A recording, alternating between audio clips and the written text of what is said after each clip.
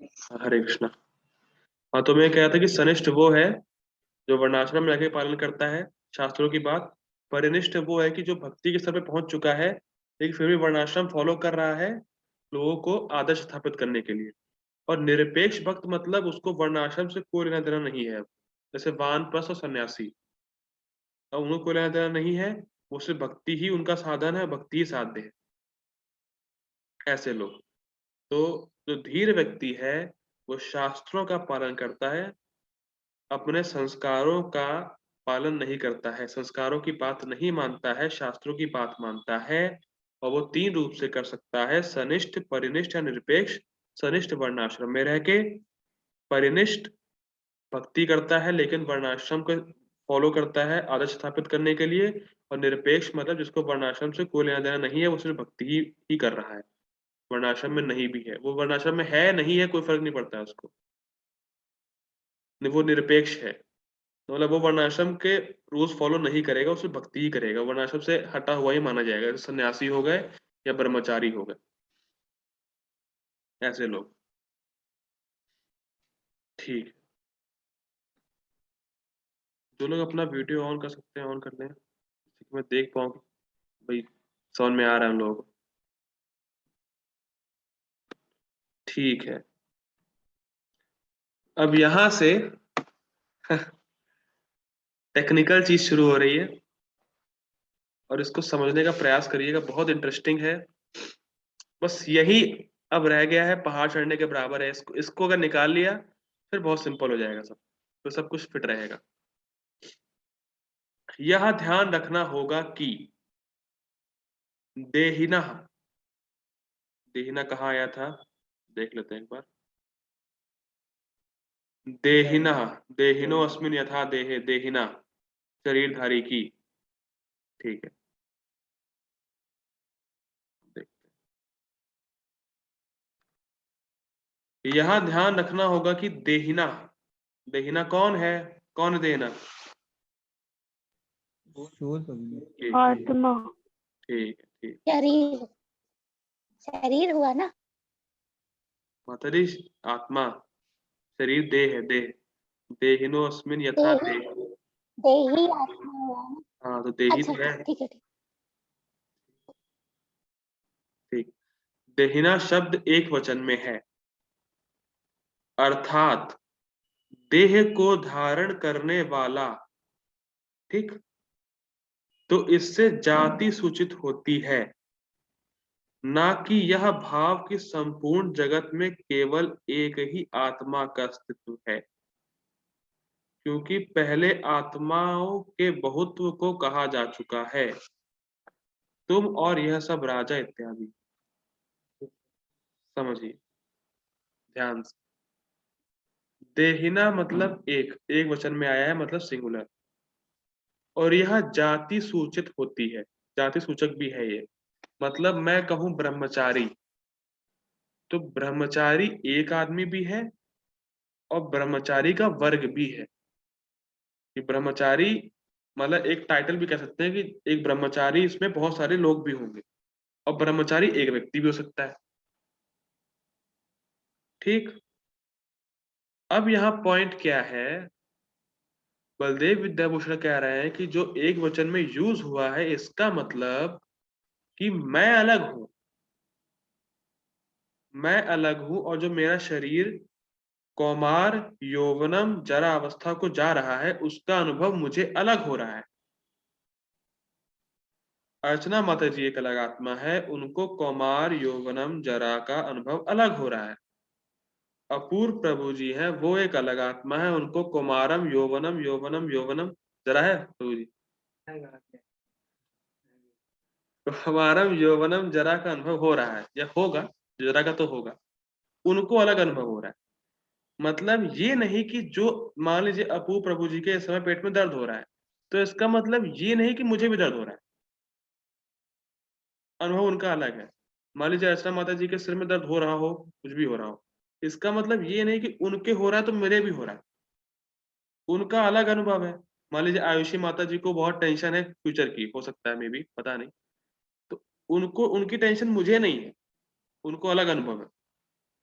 तो यहाँ पे इंडिविजुअलिटी के लिए भगवान ने देहिना बोला है कि सारी आत्मा अलग अलग इंडिविजुअल एक हैं। ठीक। और इसीलिए आत्मा इंडिविजुअल अलग अलग है, ये साबित हो चुका है पिछले श्लोक में कि तुम और यह सब राजा फ्यूचर में भी रहेंगे, उनकी इंडिविजुअलिटी मेंटेन रहेगी, वो सब अलग अलग रहेंगे और वो सब एक अलग अलग हैं। ठीक। मायावादी लोग क्या बोलते हैं कि जो देहिना बोला है ना, वो ये है कि एक ही आत्मा है, वो ब्रह्म है। भगवान ने ये बोला है। तो इसीलिए बलदेव विद्याभूषण कह रहे हैं कि देहिना शब्द एक वचन में है, अर्थात देह को धारण करने वाला, तो इससे जाति सूचित होती है। जाति मतलब एक आत्मा अलग अलग है। जैसे ब्रह्मचारी, ब्रह्मचारी एक बोल दिया मतलब बहुत सारे ब्रह्मचारी उसके अंदर होंगे।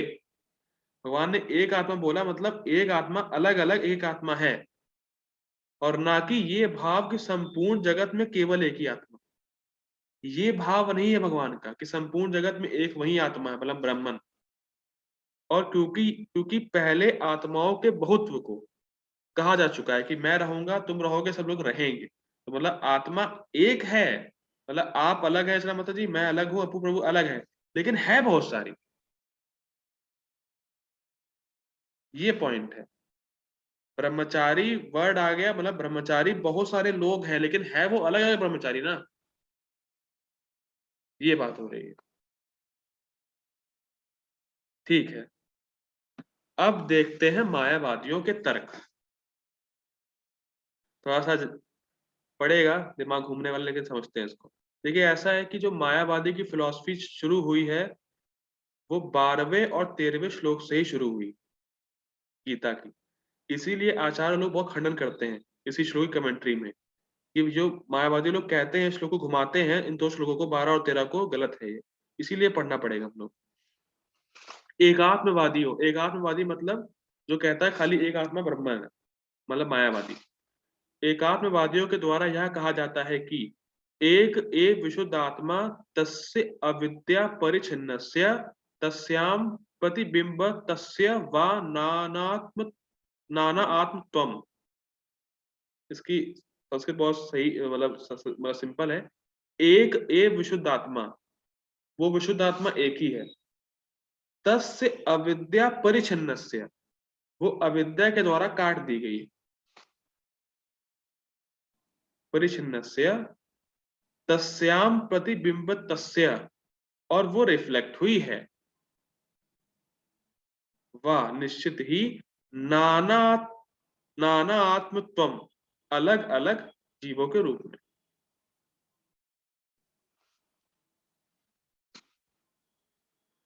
हाँ तो ठीक, विशुद्ध आत्मा एक ही है, अविद्या के द्वारा काट दी गई है, और वो रिफ्लेक्ट हुई अलग अलग जीवों के रूप में। इसको समझते हैं। शुद्ध आत्मा तो एक ही है, यह अविद्या हेतु परिच्छिन्नता मतलब काट दी गई है, या प्रतिबिंबता के कारण अनेक आत्माओं के रूप में प्रतीत होती है।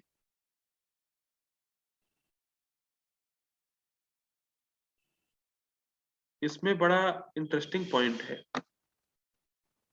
काटी गई है और रिफ्लेक्ट हुई है, इसको बड़ा समझते हैं ध्यान से। दोनों अलग अलग बातें कि काटा गया है तो रिफ्लेक्ट कैसे हुई। अगर काटा है तो वही जीव बने तो रिफ्लेक्शन की बात ही नहीं होती है। अभी आगे आएगा। मैं सिर्फ बता रहा हूं कि वो लोग ऐसा कहते हैं मायावादी कि काटी गई है विद्या के द्वारा और रिफ्लेक्ट हुई है, इसीलिए वो एक आत्मा बहुत आत्मा बन गई। मेन उनके दो ही आर्गुमेंट हैं, अविद्या के द्वारा काटी गई है और रिफ्लेक्ट हुई है, इसीलिए वो एक आत्मा बहुत आत्मा में दिख रही है। ठीक। श्रुतियां कहती हैं आकाशम एकम ही यथा घटादिषु पृथक भवेत तथात्मेको ही अनेकस्थौ जलाधारेष्व इवांशुमा। जिस प्रकार आकाश विभिन्न घटों में बंटकर पृथक घट बन जाता है, मतलब आकाश मतलब स्पेस, सकते हैं स्पेस ईथर, स्पेस जो होता है, और बहुत सारे मटके रखे हैं आपने, खाट 1 2 3 सब रखे हैं, तो जो मटके में एयर है, अभी एयर हर स्पेस हर जगह है, और मटके में जो स्पेस है, एयर नहीं कहते, स्पेस कहते हैं, अभी सब स्पेस है, मैं हाथ घुमा पा रहा हूँ, सब स्पेस में ही हो रहा है, और मटके में जो स्पेस है, तो वो कहते हैं जो मटके में स्पेस है वो पूरी स्पेस से कट के मटके में है।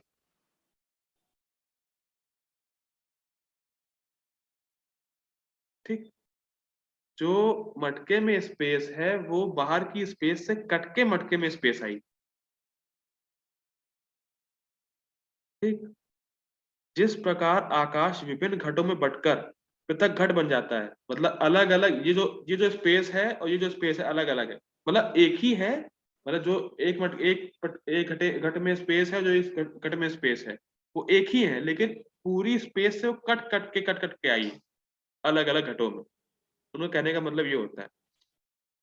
और उसी प्रकार एक आत्मा विभिन्न रूपों में स्थित हो जाता है। अब दूसरा एग्जाम्पल दे रहे हैं, जैसे सूर्य की किरणें जल की धारा में प्रतिबिंबित होती है, मतलब जैसे मान लीजिए आप वाटर पॉट्स रखे और सन एक है ऊपर, और उसकी रिफ्लेक्शन हर हर उसमें आएगी पॉट में, तो वैसे वो कहते हैं कि वो है एक ही, वो शुद्ध आत्मा एक ही है, लेकिन अलग अलग रूप में प्रतिबिंब हो गई, रिफ्लेक्शन थ्योरी इसको बोलते हैं। एक उनका ये है कि मटका है, घट बन गया, स्पेस कट गई अलग अलग उसमें, और एक कहते हैं कि जो सन एक ही है, उसका रिफ्लेक्शन मिल रहा है सारे मटकों में, जो वाटर पॉट्स होते हैं, तो ये है एक ही, लेकिन अलग अलग उसमें दिख रहा है, रिफ्लेक्ट हुआ है। तो वो लोग ये कोट करते हैं याज्ञवल्क्य संहिता से, यजुर्वेद से। बड़ा अच्छा लग रहा होगा कि हाँ यही सही है। क्योंकि तर्क कितने अच्छे लगते हैं, घुमा देने वाले, लेकिन ऐसा है नहीं।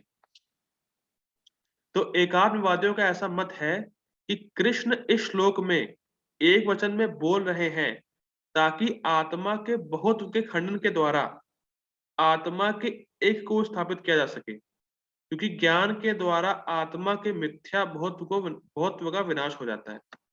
मतलब वो लोग कहते हैं, कृष्ण ऐसा कह रहे हैं कि जो है ना बहुत सारे आत्मा है उसका, उसको वो डिनाई कर रहे हैं, और वो ये स्थापित कर रहे हैं कि भैया आत्मा एक ही है, लेकिन अविद्या की वजह से वो कट गई है, तो जब हम ज्ञान के द्वारा, जब हम ज्ञान देंगे तो वो अविद्या खत्म हो जाएगी, और जाके फिर मिल जाएगी, आत्मा एक हो जाएगी।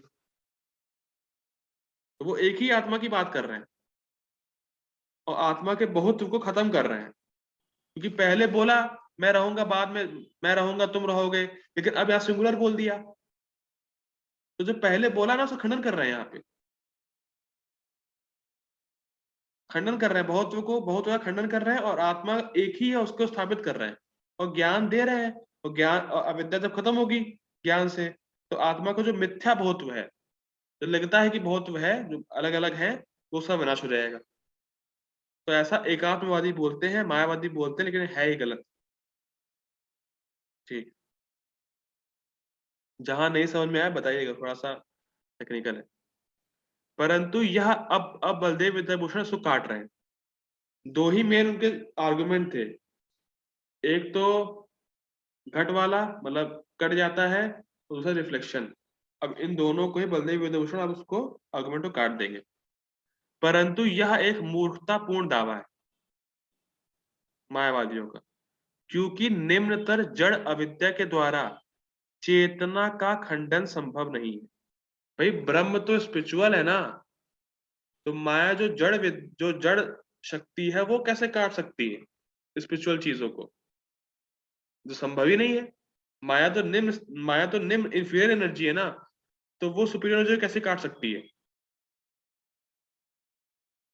तो ये आर्गुमेंट पहला उदय विद्याभूषण का है कि भाई माया तो इंफीरियर एनर्जी है और ब्रह्म स्पिरिचुअल है, तो इंफीरियर स्पिरिचुअल को काट ही नहीं सकता है, तो आप गलत हो गए हैं। साथ ही एक आत्मवादी भी यह स्वीकार नहीं करते हैं कि एक ब्रह्म प्रतिबिंब या और किसी कार्य का विषय हो सकता है। ये बड़ा जो है उनका डुअलिटी है मायावादियों की। अभी पहले बोल रहे थे कि प्रतिबिंब हो सकता है, लेकिन इसको सुनने के बाद बोलते हैं नहीं हो सकता है। मतलब पहले उन्होंने बोला हो सकता है, अब वो कह रहे हैं नहीं हो सकता है। जैसे उसमें कहा कि अभेद देख रहा है, लेकिन फिर भी कुछ भेद देख रहा है। तो वैसे ही यहाँ कह रहे हैं कि ब्रह्म का जो प्रतिबिंब होगा, वो होगा ही नहीं, क्योंकि अगर सब ब्रह्म है, तो रिफ्लेक्शन मिलेगा किसमें? भाई जब सन का रिफ्लेक्शन वाटर में पड़ेगा तब तो सन दिखेगा। तो जब वाटर होगा ही नहीं, जब सब ब्रह्म है, तो रिफ्लेक्शन पड़ेगा किस पे? तो ब्रह्म का रिफ्लेक्शन नहीं हो सकता। ये वो लोग भी स्वीकार करते हैं, मायावादी भी। जब मान जैसे दो आर्गुमेंट थे ना उनके, एक तो काट दिया गया, तो काटा जा नहीं सकता क्योंकि वो तो इन्फीरियर एनर्जी है। अब दूसरा रिफ्लेक्शन है, तो रिफ्लेक्शन में भी कहते हैं कि अरे हाँ, रिफ्लेक्शन भी नहीं हो सकता है। वो लोग खुद ही करते हैं, वो लोग खुद ही मानते हैं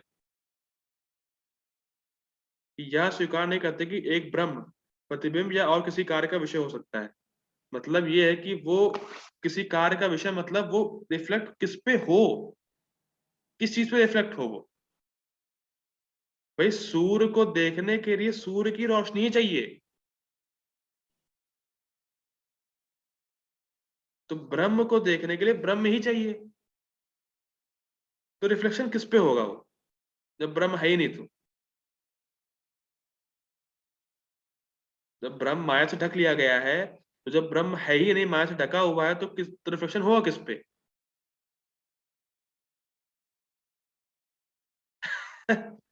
समझ रहे हैं पॉइंट? समझ में आ रहा होगा थोड़ा सा। चेतना शुद्ध अब नोट देते हैं। चेतना शुद्ध विषय है और कभी भी वस्तु नहीं बन सकती है। मतलब ये नहीं कह सकते कि जिस पे रिफ्लेक्शन होगा वो एक वस्तु बन जाएगी। वो चेतना है, वो कोई ऐसी वस्तु नहीं बन सकती जिसपे रिफ्लेक्ट हो। समझ रहे हैं? रिफ्लेक्ट होगा किस पे? कोई एक ऑब्जेक्ट चाहिए ना जिसपे, भाई हमें सन सन को रिफ्लेक्ट कराना, तो मिरर चाहिए। अगर सब सब शुद्ध चेतना ही है, तो वो ऑब्जेक्ट तो बनेगी नहीं चेतना। तो रिफ्लेक्शन रिफ्लेक्शन काहे पे होगा? यह किसी अन्य वस्तु के द्वारा प्रकाशित नहीं हो सकती है। जैसे सन को देखने के लिए सन की रोशनी ही चाहिए, ब्रह्म को देखने के लिए ब्रह्म ही चाहिए, और कुछ चलेगा नहीं। और जब सब ब्रह्म है, तो रिफ्लेक्शन काहे का?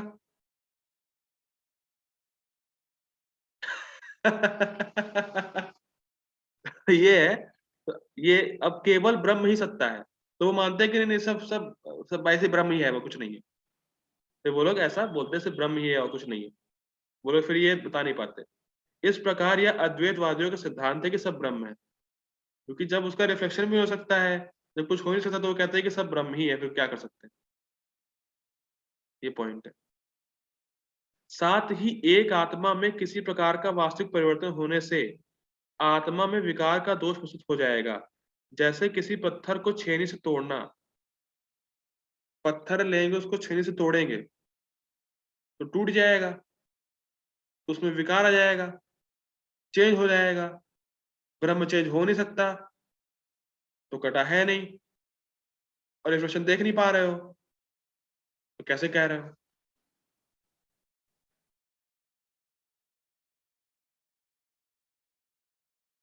आत्मा का तो भाई गुण है ना कि वो चेंज नहीं हो सकता है। स्पिरिचुअल स्पिरिचुअल चीज चेंज नहीं हो सकती, वो इटर्नल है। आत्मा, भगवान बोलते हैं कि आत्मा को कुछ कुछ भी करो चेंज नहीं हो पाएगा, उसमें विकार नहीं आता है, वो एज इट इज रहने वाली है। तो तो अगर आप ये कह रहे हैं कि वो खंडन खंडन की गई है, तो कैसे हो सकता है ये?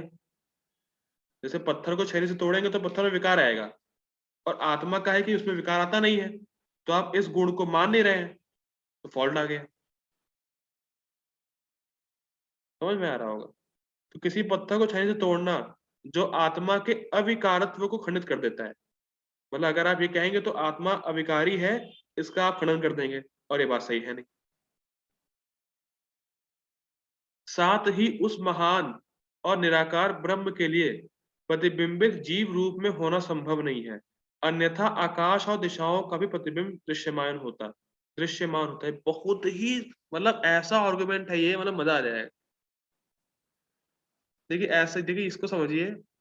मान लीजिए अगर आप कहीं भी रिफ्लेक्शन होगा, और अगर आप सुबह एक्सपेरिमेंट करिएगा, मिरर को लेके जाइएगा, स्काई के सामने दिखाइएगा सुबह, तो आपको कुछ आकार ही दिखेगा, बादल दिखेंगे, सूर्य दिखेगा,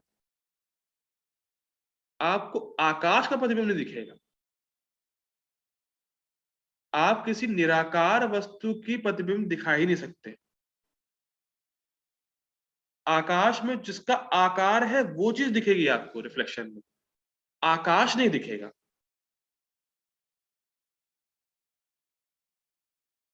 तो जीव बने ही नहीं वो लोग, जीव कैसे बन सकते हैं? रिफ्लेक्ट अगर आप कह रहे हैं, अगर आप कह भी रहे हैं कि रिफ्लेक्शन होगा, तो आकाश का तो रिफ्लेक्शन हो ही नहीं सकता है। अगर और फिर कह रहे हैं अगर निराकार का रिफ्लेक्शन होगा तो दिशाओं का रिफ्लेक्शन भी होना चाहिए, दिखना चाहिए हमें दिशाएं और आकाश। दिशा हमने दिखते थोड़ी ना, दिशा ये है, हम लोग बोलते हैं दिशा है, दिशा ऐसी, दिशा वैसी है, लेकिन डायरेक्शन दिखते थोड़ी ना है, वो तो निराकार होते हैं। तो अगर आप कह रहे हैं कि निराकार का प्रतिबिंब दिखता है, तो आकाश जो निराकार है, जो स्पेस है, उसका रिफ्लेक्शन दिखना चाहिए, जो डायरेक्शन है उसका भी दिखना चाहिए। ऐसा होता नहीं। तो जो आकाश में जो आकार वाली चीजें हैं, जैसे सूर्य हो गया, बादल हो गया, जिसका आकार है वो दिखेगा, लेकिन आकाश नहीं दिखेगा जो निराकार है। तो निराकार का रिफ्लेक्शन दिख नहीं सकता है। क्या कभी किसी ने शुद्ध चेतना को दर्पण या जल में प्रतिबिंबित होते हुए देखा है? नहीं देखा है। यहां तक कि भौतिक निराकार वस्तु जैसे आकाश और दिशाएं भी दर्पण और जल में प्रतिबिंबित नहीं हो सकती। जो हम देखते हैं वह प्रकाश और उसका उत्पादन रंग होता है। तो आकार वाली वस्तुएं जैसे सन है और जो कलर होगा वो दिखेगा, निराकार वस्तु नहीं दिखती है। ऐसा श्रील बलदेव विद्याभूषण वेदांत सूत्र 3.2.11 में वर्णन करते हैं, 3.2.21 में। ना ही कोई ये दावा कर सकता है, ये तो और इंटरेस्टिंग है, ये उनका एक और आर्गुमेंट है मायावादियों का। तो अभी तक हम लोगों ने देखा खंडन वाला आर्गुमेंट, बलदेव विद्याभूषण ने कैसे काटा उसको, और रिफ्लेक्शन थ्योरी को कैसे काटा। अभी तीसरा आर्गुमेंट, ना ही कोई यह दावा कर सकता है कि यही एकमात्र व्याख्या है कि इसका, क्योंकि इस फल का और कोई कारण नहीं हो सकता है। मायावादी बोलते हैं कि भाई हमें समझ में नहीं आता है कि जीव अलग अलग कैसे हैं, लेकिन हमें ये समझ में आता है, तो हम यही मानेंगे।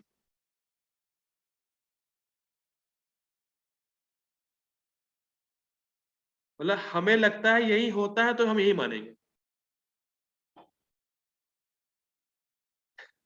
इसको वो लोग बोलते हैं अन्यथा अनुपत्ति। देखते हैं, यह अन्यथा अनुपपत्ति का न्याय है, जिसमें फल को देखकर कारण का अनुमान लगाया जाता है, क्योंकि फल को देखकर और किसी कारण की व्याख्या नहीं की जा सकती है। जैसे मान लीजिए कोई घटना आपके सामने हुई, उसका कॉज आपको पता नहीं है, लेकिन आप कहें नहीं इसी वजह से हुई ही होगी, आपको रियल रीजन नहीं पता है, लेकिन नहीं इसी वजह से हुई होगी, मैंने मान ली।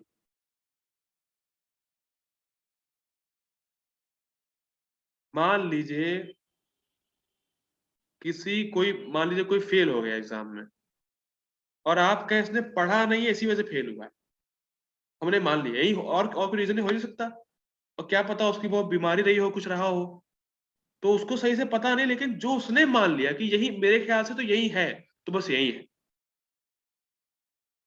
तो मायावादी कहते हैं कि मुझे और कुछ समझ में नहीं आता है, मुझे लगता है कि ब्रह्म है, इसी वजह से टुकड़े टुकड़े होके या रिफ्लेक्शन थ्योरी होके ऐसे जीव आए हैं, तो बस ये ऐसे ही आए हैं। मतलब अनुमान लगाना। हाँ मतलब अभी अभी एग्जाम्पल आएगा, देखिए माता जी एग्जाम्पल आएगा। यदि कोई मोटा है और दिन में नहीं खाता है, तो निश्चित ही वह रात में खाता होगा। मतलब अगर हमें मोटा दिख रहा है और दिन में नहीं खाता हुआ दिख रहा है, तो पक्का रात में खाता होगा, इसलिए मोटा है। ऐसा तर्क है उनका। मतलब अगर कोई मोटा दिख रहा है, वो दिन में खाता हुआ नहीं दिख रहा है, तो निश्चित ही रात में खाता होगा, तभी तो मोटा है। अब ये नहीं देखेंगे कि या हो सकता है उसको कोई बीमारी लग गई हो, थायराइड हो, डायबिटीज, कुछ भी हो सकता है, लेकिन नहीं, दिन में नहीं खाता है, रात में खाता होगा, मैंने मान लिया, हो गया। बस मुझे और कुछ समझ में नहीं आ रहा है, मेरे हिसाब से ये है तो यही है। मायावादी ये बोलता है, अगर ऐसे तर्क दे दे, उनको हरा दे, तो बोलेंगे मुझे तो लगता है यही सही है, तो यही सही है। अगर भाई नहीं पता तो हमसे पूछो, वैष्णव लोगों से पूछो, ये पूछेंगे नहीं। ये है। आगे पढ़ते हैं। दरअसल पानी पर चमकने वाले आकाश के भीतर नक्षत्र और ग्रहों से चमकती हुई वस्तुओं के समूह को देख पाने के कारण ही कोई आकाश का प्रतिबिंब देख सकता है। यह कहना कि ब्रह्म कई जीवों के रूप में प्रतिबिंबित होता है, किसी को गुणों वाले ब्रह्म जैसे ग्रहों के साथ आकाश की आवश्यकता होती है, जिसे प्रतिबिंबित किया जा सकता है, और पानी ब्रह्म के अलावा कुछ वास्तविक वस्तु जैसा पदार्थ की आवश्यकता होती है, जिस पर वह प्रतिबिंब होता है। और कठिन हो गया होगा, सिंपल है, बहुत सिंपल है। अगर सब कुछ ब्रह्म है तो ब्रह्म रिफ्लेक्ट किस पे होगा? देखिए, आकाश आकाश पे रिफ्लेक्ट नहीं होता है, ये नहीं कि आकाश स्वयं पे रिफ्लेक्ट हो जाएगा। तो अगर सब ब्रह्म है तो रिफ्लेक्ट किस पे होगा? ब्रह्म ब्रह्म पे तो रिफ्लेक्ट होगा नहीं, पहली चीज। और ब्रह्म निराकार है तो रिफ्लेक्ट हो नहीं सकती निराकार वस्तु।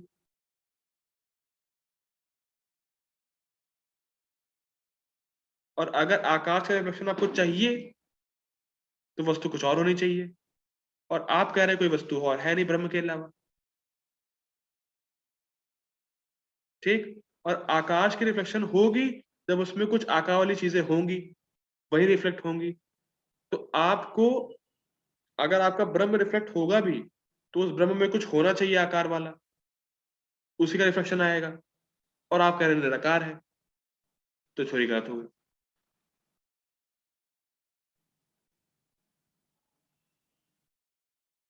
समझ में आया? ठीक।